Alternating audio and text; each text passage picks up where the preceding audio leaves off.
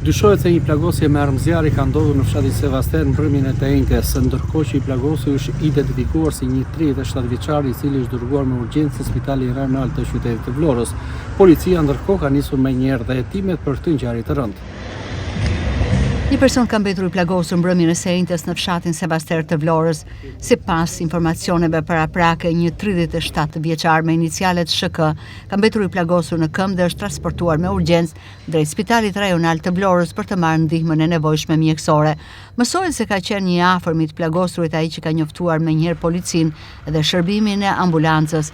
Fillimisht 37 vjeçari është transportuar nga persona të tjerë drejt një qendre shëndetësore, ndërsa më pas është marrë nga ambulanca dhe është dërguar në Spitalin Rajonal të Vlorës.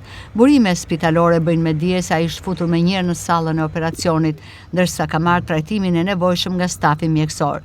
Ndërkohë, policia në njoftimin e saj zyrtar se 37 vjeçari është vetë plagosur aksidentalisht në këmbë me armë gjau që e mbante pa leje. Sipas policisë, materialet procedurale ju referuan prokurorisë për veprën penale, prodhimi dhe mbajtja pa leje e armëve të gjuetisë dhe sportive.